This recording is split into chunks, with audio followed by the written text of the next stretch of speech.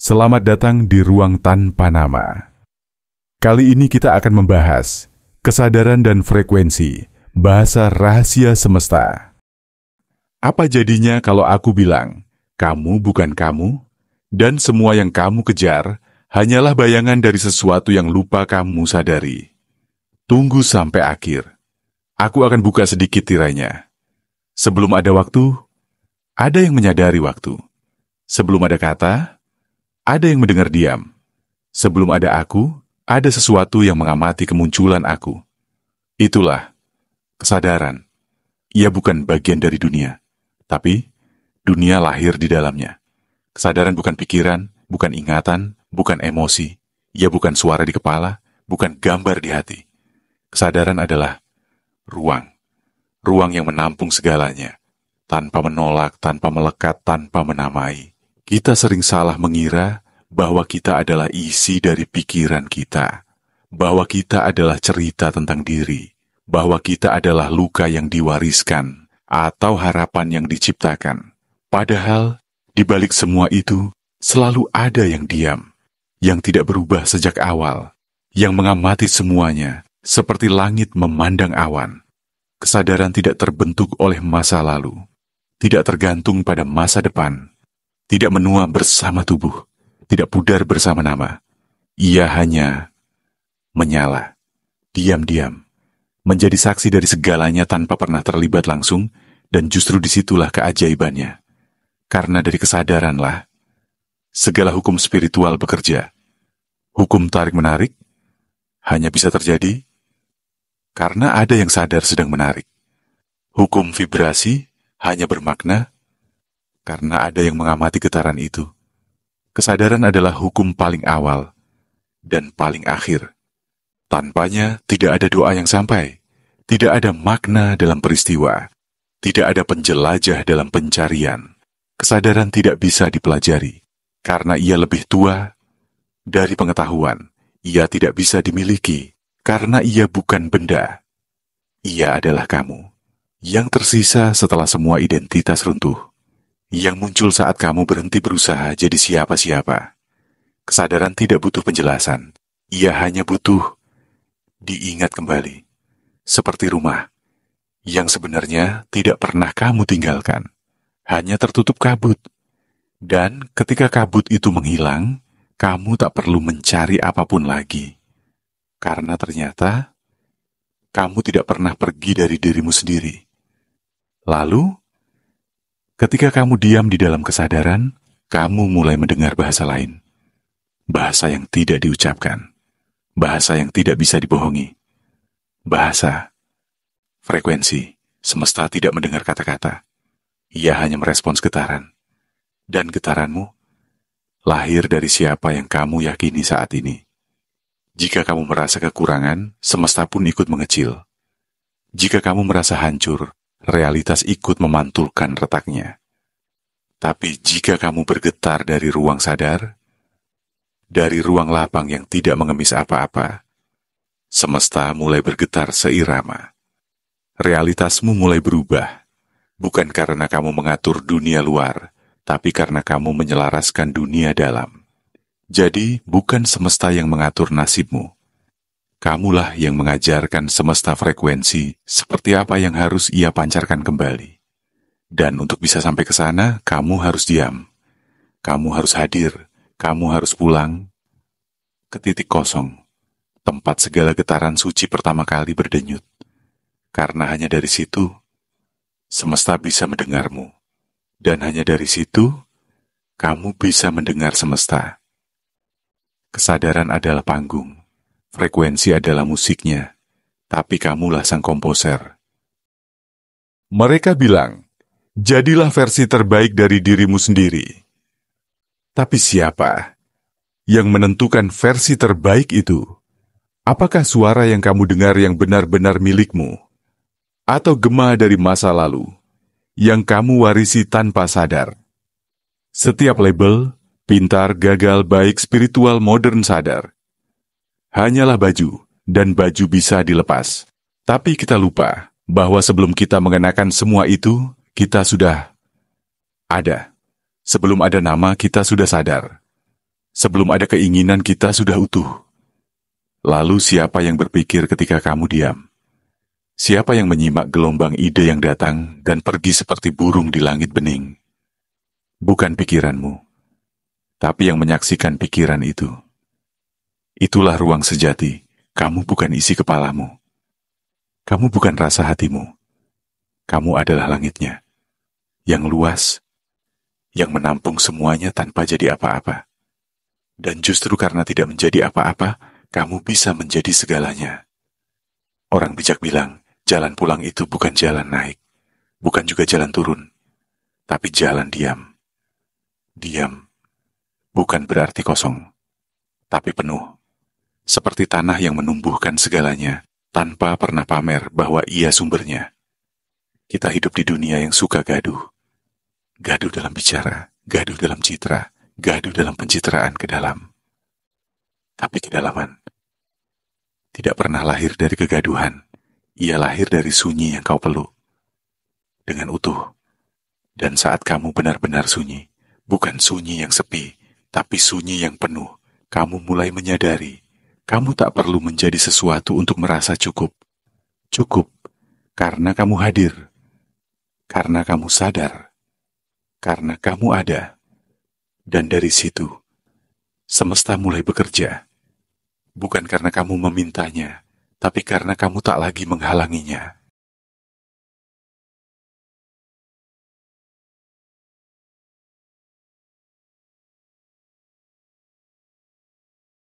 Bayangkan semesta ini seperti ruang gema. Ia tidak menjawab pertanyaanmu. Ia hanya memantulkan energimu. Apa yang kamu pancarkan, itulah yang kamu terima. Bukan karena kamu pantas, tapi karena kamu selaras.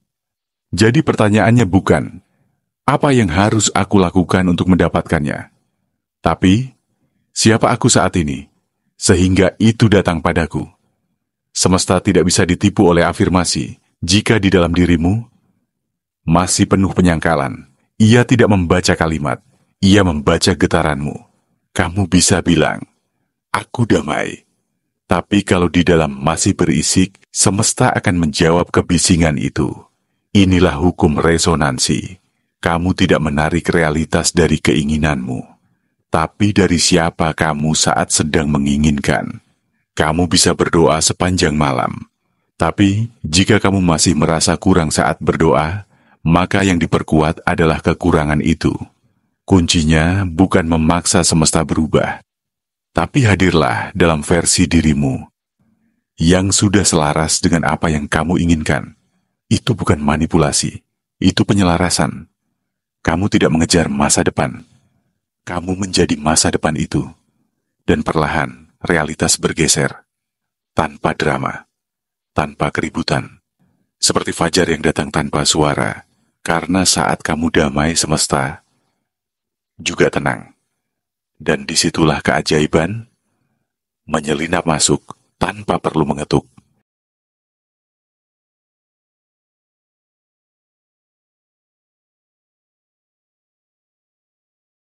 Kita hidup dalam dunia yang penuh dengan dualitas. Terang dan gelap, baik dan buruk, benar dan salah.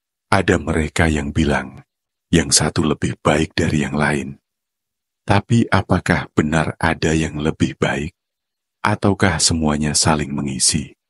Apakah ada terang tanpa gelap? Apakah ada gelap tanpa terang?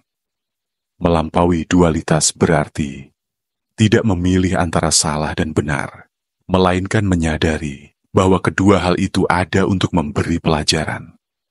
Apa jadinya jika kita berhenti berperang dengan diri kita sendiri? Apa jadinya jika kita tidak lagi mencoba untuk menjadi lebih baik, tapi mulai menerima apa yang ada dengan kesadaran penuh? Kita takut dengan bayangan karena kita tidak tahu dari mana ia berasal. Padahal bayangan adalah bagian dari cahaya. Jika ada cahaya, akan selalu ada bayangan. Jangan lari dari bayanganmu. Terima dia, akui keberadaannya.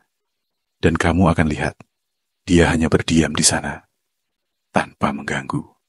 Kedua kutub itu selalu ada, tapi kita bisa memilih untuk tidak menghakimi, tidak memilih salah satu dan meninggalkan yang lain. Karena hidup tidak hanya soal memilih.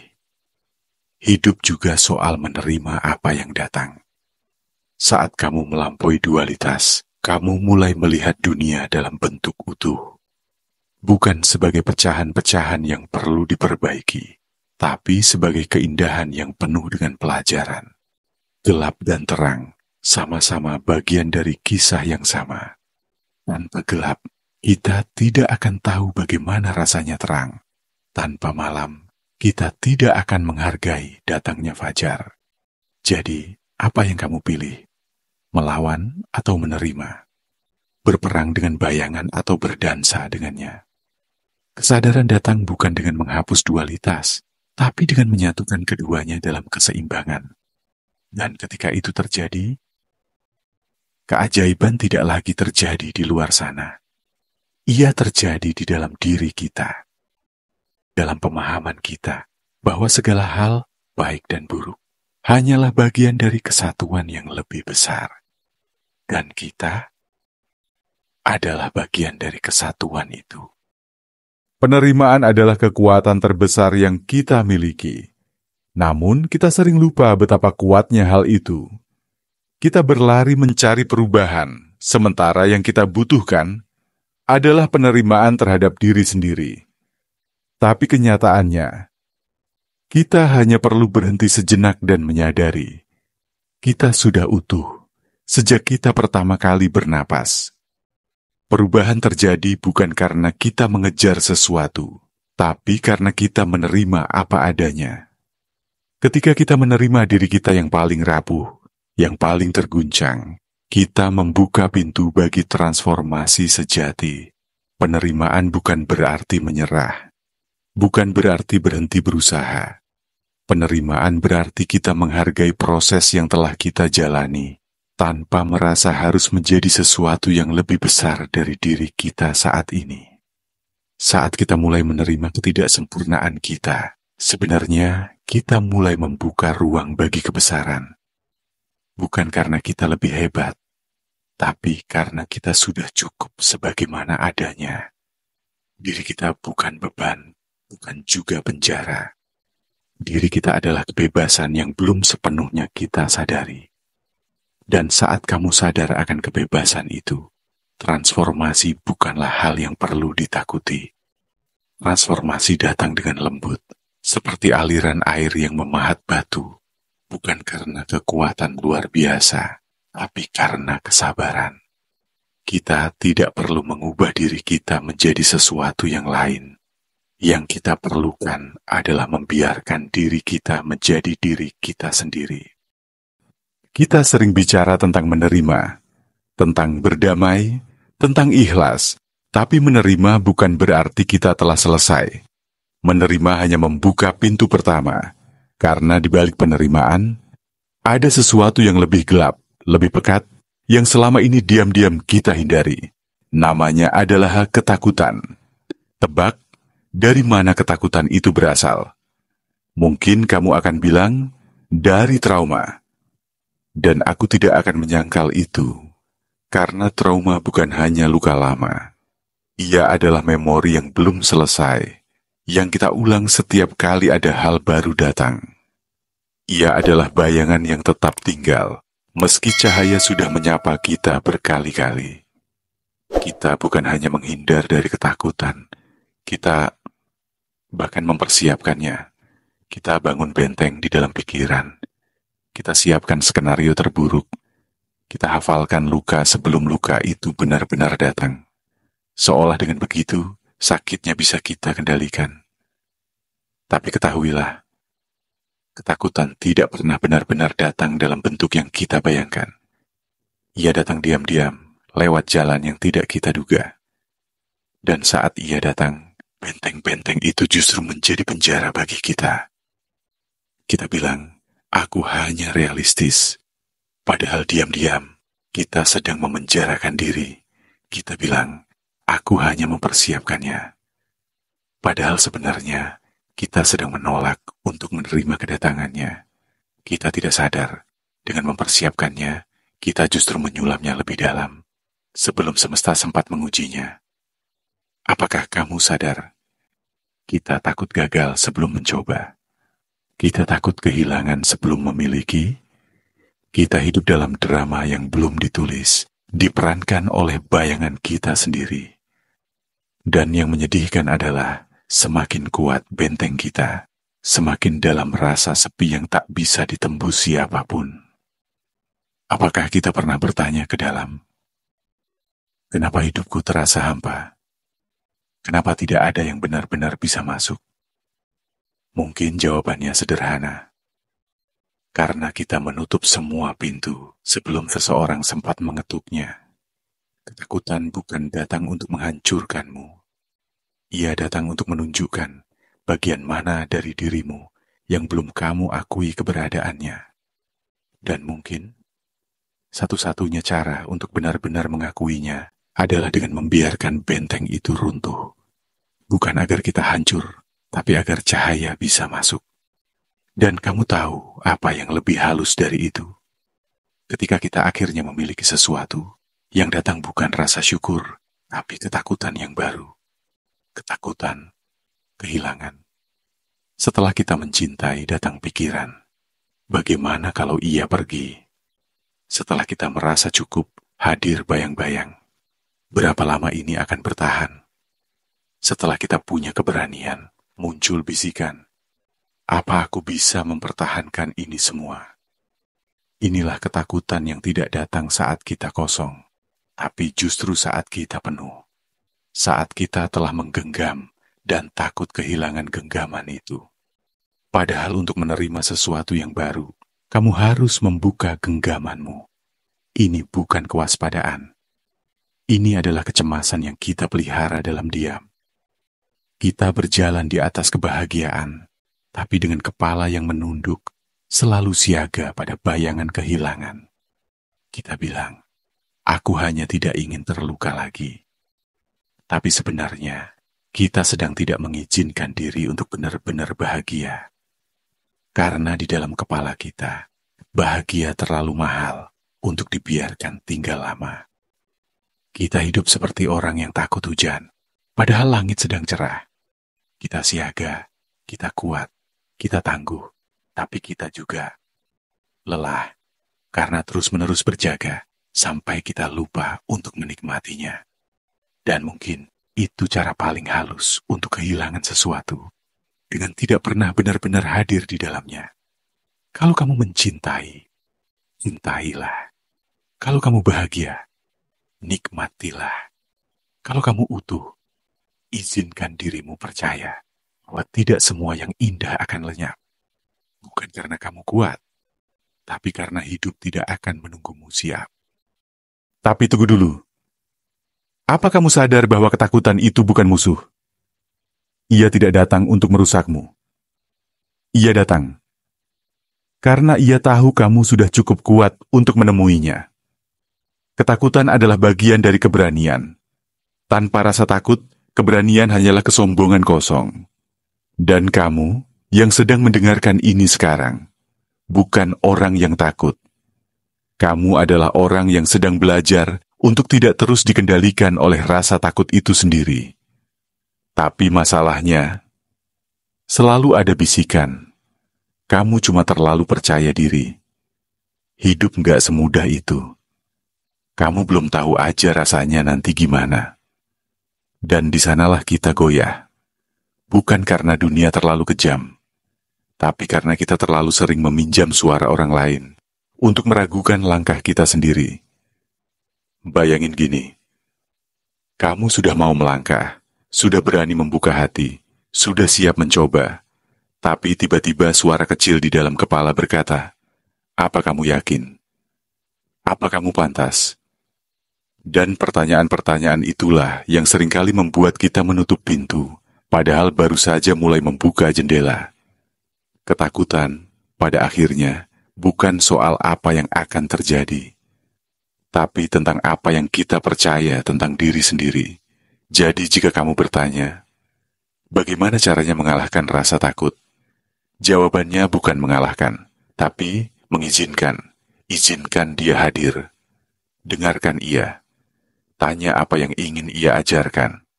Karena bisa jadi, ketakutan yang kamu peluk hari ini adalah pintu menuju dirimu yang lebih utuh esok hari. Pernahkah kamu berpikir bahwa ketakutan adalah penanda arah? Bahwa di sanalah letak pintu yang sebenarnya harus kamu buka? Bahwa apa yang kamu takuti adalah apa yang paling dalam ingin kamu genggam? Kita sering salah paham. Kita kira rasa takut itu tanda untuk berhenti. Padahal bisa jadi, itu adalah undangan untuk tumbuh. Karena setiap ketakutan menyimpan potensi. Potensi untuk mengenal diri. Potensi untuk memahami luka. Potensi untuk menyadari kita lebih kuat dari apa yang kita kira. Lihatlah baik-baik. Orang-orang yang kamu anggap bijak, mereka bukan tidak punya rasa takut. Mereka hanya berhenti melarikan diri darinya. Mereka menatap ketakutan itu dalam-dalam dan berkata, "Ajari aku." Dan disitulah pergeseran terjadi. Ketakutan tidak lagi jadi tembok, tapi jadi cermin.